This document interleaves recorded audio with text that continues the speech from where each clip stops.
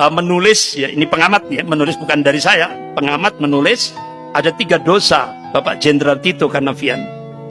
Dosa yang pertama yaitu membentuk Satgasus Merah Putih yang dipimpin oleh Jenderal Sambo, ya kan? Itu 2019 ketika Tito jadi Kapolri. Kemudian dosa yang kedua yaitu menarik Polri, ya, itu tidak lagi sebagai wasit tapi sebagai pemain. Nah, kira-kira kalau sepak bola wasitnya jadi pemain, ya tambah rusak. Jadi seperti ini dosa yang kedua. Kemudian dosa yang ketiga yaitu pelanggaran HAM. Jadi ternyata waktu konsorsium 303 ini, jadi waktu Kapolri Satgasus Merah Putih ini mengumpulkan dana judi untuk memenangkan Pilpres 2019.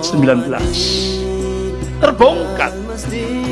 Bahkan akhirnya wawancara majalah Tempo, ya kan, ini benar-benar dibuka, diungkap.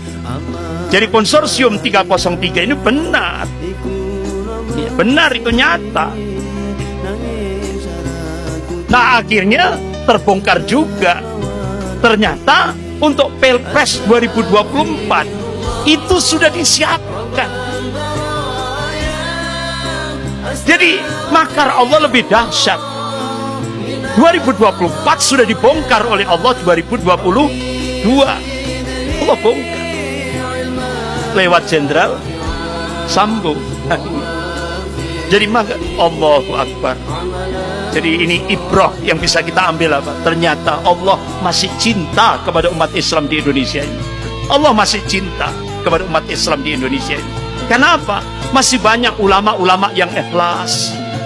Masih banyak tokoh-tokoh ulama yang ikhlas. Yang malam hari dia mohon tawajuh kepada Allah, mohon kepada Allah, selamatkan negara kesatuan Republik Indonesia ini. Ini doa-doanya para ulama-ulama yang ikhlas. Apa ulama langit yang nggak pernah terkenal di permukaan, ya kan? Tapi ini ada ulama-ulama khos, ulama-ulama langit itu, ulama-ulama khos yang nggak pernah terkenal di permukaan. Tapi masya Allah, takarubnya kepada Allah tinggi sehingga akhirnya Allah dengar, Allah selamatkan. Sebelum 2024, 2022 Allah sudah mengungkap tentang rekayasa, ya. Jadi benar-benar itu terbongkar 2024. Jadi ternyata proyek 2024 ini terbongkar sejak terungkapnya kasus Sambo. Jadi calon presiden oligarki itu sudah disiapkan untuk 2024. Makanya jangan kaget setiap kali Dr. Rizal Ramli memberikan statement itu beliau ngomong, siapa pemimpin Indonesia 2024 itu sudah di kantongnya oligarki. Itu sudah seringkali beliau sampaikan seperti itu, ya kan? Tapi akhirnya terbongkar lewat Sambo.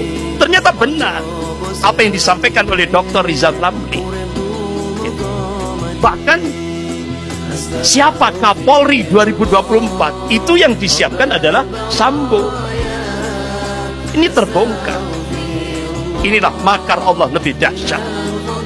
Bapak, Ibu yang dirahmati Allah, nggak usah saya rinci, tambah sumpah.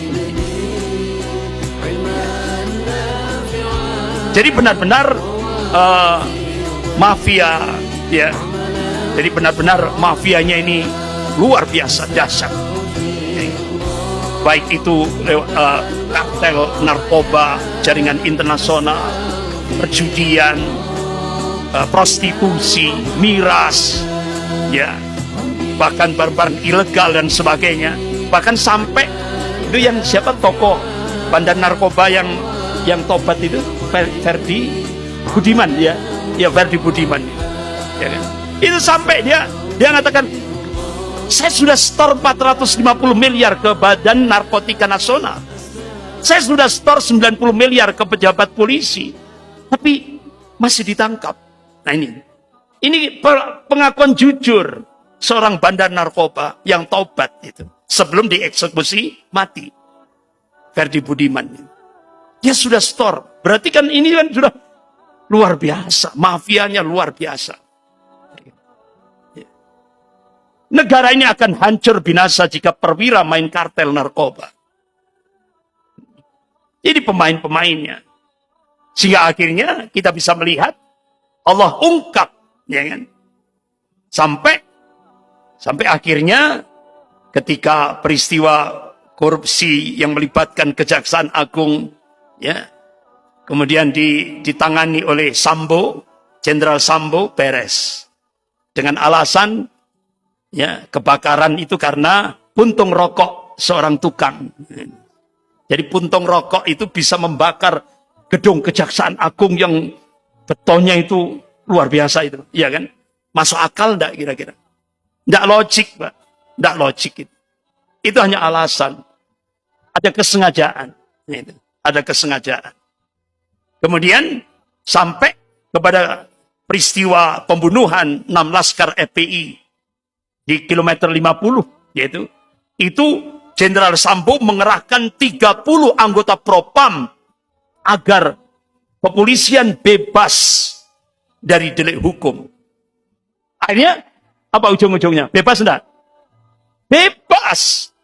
Tidak. Yang yang sudah dijadikan tersangka bebas di pengadilan. Ya ini berhasil. Jenderal Sambo berhasil. Jadi kasus Kejaksaan Agung berhasil, kasus pembantaian 6 laskar FPI berhasil, tapi begitu mengenai kasus dirinya gagal.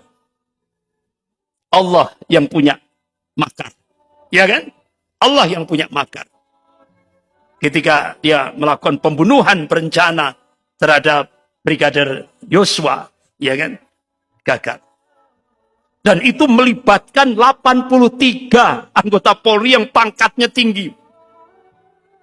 Dan itu pun Mabes Polri masih menyebut itu pelanggaran kode etik. Nah, kalau pelanggaran kode etik itu kan biasanya oknum, ya kan? Nah, kalau 83 itu masuk disebut oknum. Gerombolan itu, Pak. Bukan oknum lagi itu sudah. Dan itu melibatkan, ya Allah, luar biasa itu. Bapak-bapak, ibu-ibu yang dirahmati Allah. Bahkan tidak tanggung-tanggung sampai Kompolnas. Irjen Polisi Purnawirawan Benny Mamoto ikut memberikan berita hoax, ya kan? Ngarang, Pak, ngarang bahwa itu adalah pemerkosaan. Pemerkosaan. Jadi ngarang, cerita ngarang, narasinya ngarang. Sampai PPATK juga, ya itu. Coba kita lihat. Begitu kasus kezaliman terhadap Habib Rizik Syihab, PPATK langsung memblokir rekening Habib Rizik, semua keluarga sampai anak-anaknya. Diblokir semuanya. Lembaganya dibubarkan sebagainya. Ya kan? Nah, ini. Tapi begitu, yang ini sudah jelas-jelas ini menghancurkan negara, PPATK diam 1000 bahasa.